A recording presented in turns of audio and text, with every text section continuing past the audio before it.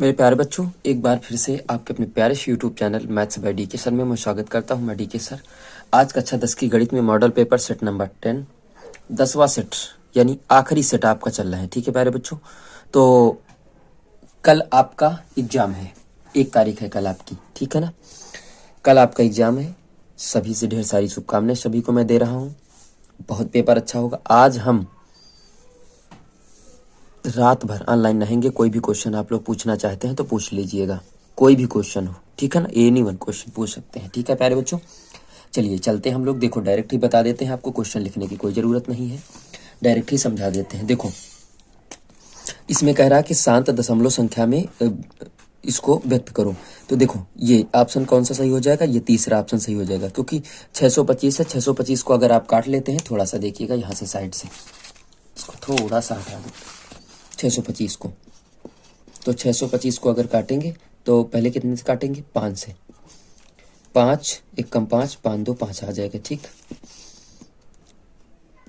25 पंचा 125, 25 पंचा 125 5। देखो कितना आ गया, 5 घात 4 लिख सकते हैं, गुणित 2 की घात इसको 0 लिख सकते हैं ना।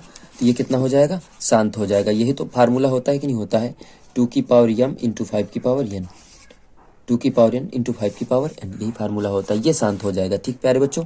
शांत पूछ रहा। दूसरे नंबर पे क्या कह रहा है, देखते जाइए, ठीक है। दूसरा क्वेश्चन कह रहा है मूलों का योगफल बताओ। आप सभी को पता है कि मूलों का योगफल अल्फा प्लस बीटा बराबर होता है माइनस बी। तो यहाँ कितना है, -3 बटे माइनस एक्स का गुणांक अपान एक्स स्क्वायर का गुणांक, माइनस माइनस प्लस 3 बटे 5। तो कौन सा उत्तर सही है, पहला आपका ऑप्शन सही है प्यारे बच्चों। तीसरा क्वेश्चन है पी बिंदु के निर्देशांक बताओ। पी का अगर निर्देशांक बताना है यहाँ से ऐसे, तो यहाँ से देखो ये भी डायरेक्शन माइनस की है, लेकिन पहले लिखा जाएगा -3। ये y की डायरेक्शन माइनस में, तो -2। कौन सा ऑप्शन सही है, तीसरा आपका ऑप्शन सही है। कह रहा है ये देखो, इससे समदूरस्थ की बात कर रहा है वो, ठीक है ना। हम लोग समदूरस्थ का फार्मूला भी लगाएंगे। यहाँ से a है, a का निर्देशांक दिया, यहाँ से b है। कह रहा है यहाँ से समदूरस्थ है, इसको o मान लो। x अक्ष पे कह रहा है, तो k कामा 0 मान लो, k कामा 0 मान लो, समदूरस्थ है। या x कामा कुछ भी मान सकते हो, x कामा 0 मान लो, ठीक है। अब दूरी का फार्मूला लगाओ, यहाँ से नीचे देखेंगे हम लोग, ठीक। यहाँ से चलिए दूरी का फार्मूला लगा रहे हैं प्यारे बच्चों, ठीक है। सीधा सीधा लगा रहे हैं। देखो अंडर रूट x1, तो x ही दे देंगे। x माइनस कितना हो जाएगा, 2 का स्क्वायर, प्लस y में कितना गया है, ये 0, y1 कितना 0, तो y2 का मान -5 का स्क्वायर बराबर under root x1 minus x2 का मान -2 प्लस हो जाएगा का स्क्वायर, प्लस ये हो जाएगा -9 का स्क्वायर, सॉरी माइनस नहीं है, प्लस का 9 का स्क्वायर, ठीक। बात क्लियर। अंडर रूट हट जाएगा, बचा हमारे पास x माइनस 2 का स्क्वायर प्लस 5 का वर्ग 25 बराबर x प्लस 2 का स्क्वायर प्लस 9 का वर्ग 81, ठीक है प्यारे बच्चों। चलिए चलते हैं आगे। खोल लो इनको, a माइनस बी का होल स्क्वायर यानी a स्क्वायर। देखो 2 का स्क्वायर 4 हो जाएगा, और माइनस को 2 दूनी 4x हो जाएंगे, प्लस 25। इसको खोलो, प्लस का स्क्वायर बना तो 4 हो जाएंगे, यहाँ प्लस का 4x हो जाएगा, प्लस का 81। देखो ये इससे कटेगा, ये इससे कटेगा, ठीक। 4 को इधर ले आओ, तो -4x माइनस का 4x आ जाएगा। 81 में 25 घट जाएंगे प्यारे बच्चों, 8x हो जाएगा ना, बराबर कितना बचेगा, 56 बचेगा क्या, 56। तो 8 7 56, तो x बराबर -7 बचेगा। हमें निर्देशांक कितना माना था, x कामा 0, तो हो जाएगा -7 कामा 0। ये सवाल हो भी चुका है। तो ऑप्शन आपका कौन सा सही हो जाएगा, पहला ऑप्शन आपका सही हो जाएगा प्यारे बच्चों। कौन सा ऑप्शन सही हो जाएगा, देखो जरा, पहला ऑप्शन आपका सही हो जाएगा, ठीक। पहला ऑप्शन आपका सही हो जाएगा। अब यहाँ इसको देखोगे, इससे हमने ये क्वेश्चन बता भी रखा आपको, ठीक है ना, कि ये कितने का मान होता है, sin 60 का मान होता है, बताया है पिछले क्लास में, ठीक है ना। 1/√3 मान रखोगे, तब बराबर करोगे, तब आ जाता है आपको, ठीक। sin 60 आता है, और निकल के आएगा √3/2, तो वो sin 60 का मान होता है, ठीक। ये cos 30 का होता है, cos 30 का है नहीं। ये माइनस वाले की बात करता है। देखो यही क्वेश्चन मिल गया, चलो लगा लेते हैं। तो 2 × 1/√3 दिख रहा है ना सबको, तो 1 माइनस 1/√3 पूरे का स्क्वायर करेंगे, बराबर 2/√3 हो जाएगा, बाई 1 माइनस 1/3 बराबर 2/√3 अपान 3 1 कम 3 2/3 आ जाएगा, ठीक। पहला चौथा दूसरा तीसरा होता है। यहाँ से देखो तो 2/√3 हो जाएगा इंटू, ये पलट जाएंगे 3/2 हो जाएगा, 2 2 कट जाएगा और √3 लिखा है तो √3 का संगी ले लो, तो ये √3 से ये कट जाएगा, कितना आ जाएगा √3 कितना होता है tan 60, tan में 60 का मान होता तो ऑप्शन आपका सी सही हो जाएगा प्यारे बच्चों। ठीक है ना। 7वां क्वेश्चन लिखा है यन पेछुड़ा का माध्य x बार है, यदि पेक्षण में a बढ़ा दिया जाए, अगर बढ़ा दिया जाता है तो फिर हमारा यही आंसर आ जाता है। ठीक, पहला ऑप्शन सही है। कह रहा बिंदुओं को मिलाने वाले रेखाखंड इतना है। अब रेखाखंड अगर इसको लगाएंगे तो ये कैपिटल x कामा कैपिटल y हो गया, x1 हो गया, y1 हो गया, x2 हो गया कामा y2 हो गया। ठीक, सूत्र सबको पता है, यहाँ से देखेंगे कि कैपिटल x बराबर कितना होता है, कैपिटल x बराबर हो जाएगा x1 + x2/2। ठीक, कैपिटल x का मान है α/3 प्लस x1 का मान -6 - 2/2, कितना हो जाएगा, ये हो जाएंगे -8/2, कितना हो जाएगा 4, माइनस का ना 4 × 12, तो अल्फा का मान कितना मिल जाएगा -12 मिल जाएगा। बी ऑप्शन आपका सही। देखो रेखा अगर इसकी बात करते हैं तो इसका कोई भी हल नहीं होगा। क्यों नहीं होगा, सीधा सीधा रख के देख लो।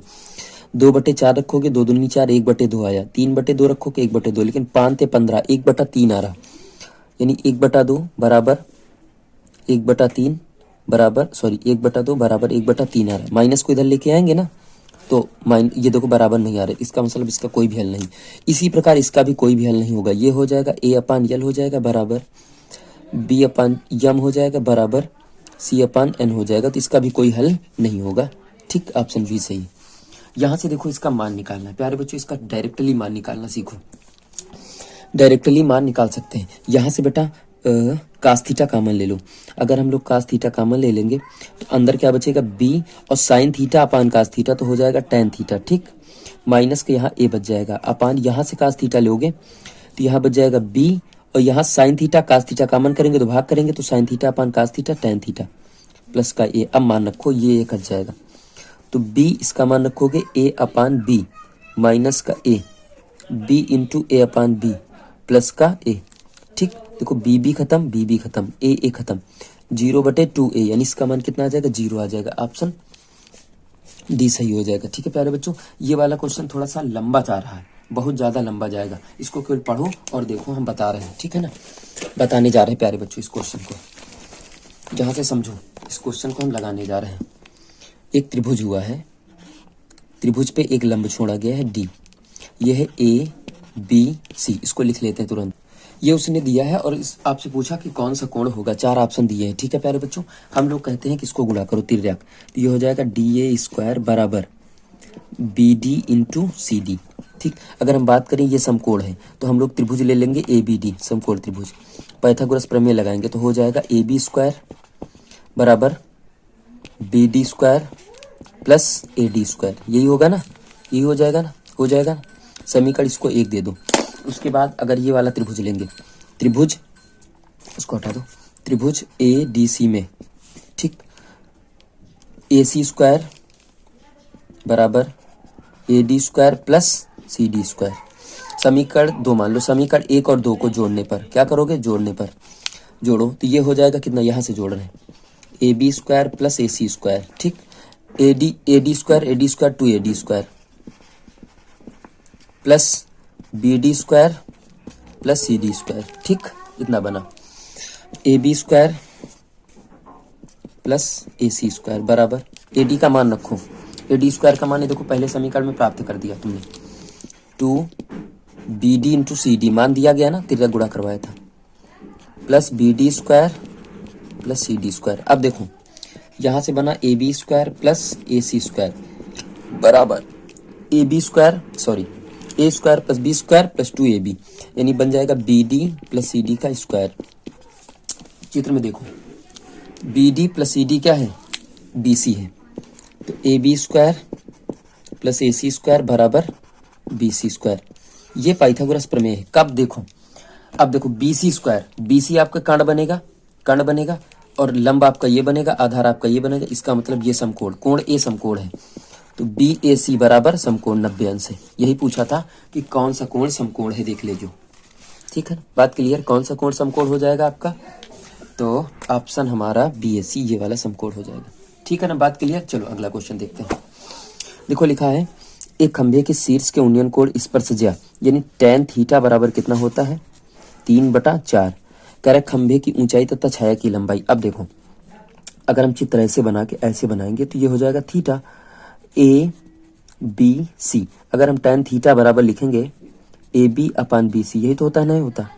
और tan थीटा का मान 3/4 है, 3/4 है।